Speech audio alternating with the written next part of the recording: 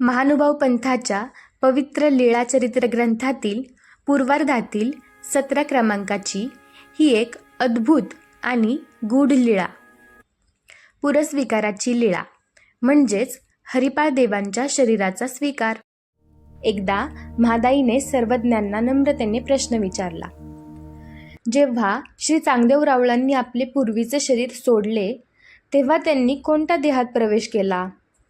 तेव्हा सर्वज्ञ मंद स्मित करत म्हणाले, बाई, त्या काळी गुजरात देशात भडोस नगरात एका प्रधान विशालदेव याचा कुमार हरिपाळदेव आजारी पडून मृत झाला.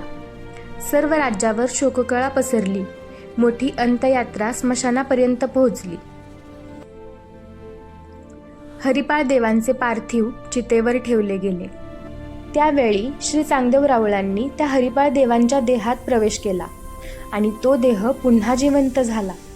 स्मशानातील त्या शांत वातावरणात अचानक हालचाल झाली. कुमाराने डोळे उघडले, श्वास घेतला आणि उठून बसला. हे दृश्य पाहून लोक आश्चर्यचकित झाले. क्षणात आनंदाची लाट पसरली. लोक आनंदाने ओरडू लागले, कुमारूजी आला, कुमारूजी आला. सर्व राज्य आनंदित झाले. नगरभर मंगलवाद्ये वाजू लागली. गुड्या उभारल्या गेल्या. हरिपाळ देवांना पंचामृताने स्नान घालण्यात आले.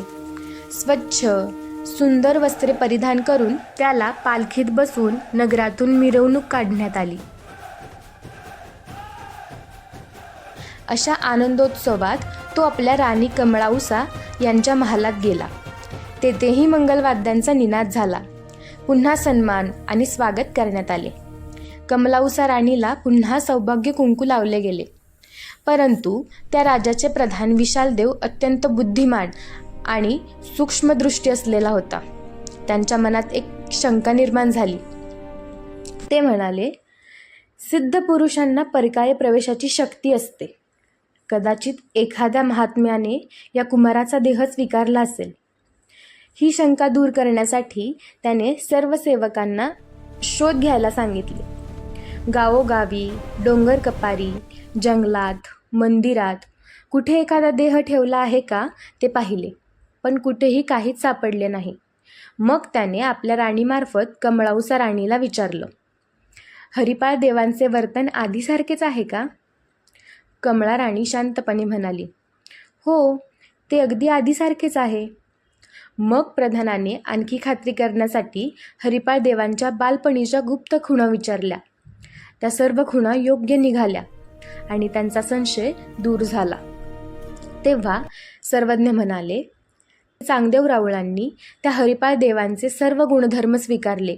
त्यांचे रूप, वय, बल, पराक्रम, बुद्धी आणि स्वभावसुद्धा. कारण परमेश्वराला सर्व देहधर्म आणि जीवधर्म स्वीकारण्याची अद्भुत शक्ती असते. अशा रीतीने श्री चांगदेव रावळांनी त्या हरिपाळ देवांच्या देहातून पुढे राज्य केले आणि त्यांच्या लीळांनी भक्तांच्या हृदयात दिव्य श्रद्धेचा प्रकाश प्रज्वलित केला. ही लीळा आपल्याला सांगते, परमेश्वराच्या शक्तीपुढे देह, काळ आणि मर्यादा यांना काहीच बंधन नसते. व्हिडिओ आवडला असल्यास लाईक करा आणि असेच व्हिडिओ बघण्यासाठी आमच्या कृष्णकला चॅनेलला नक्की सबस्क्राईब करा.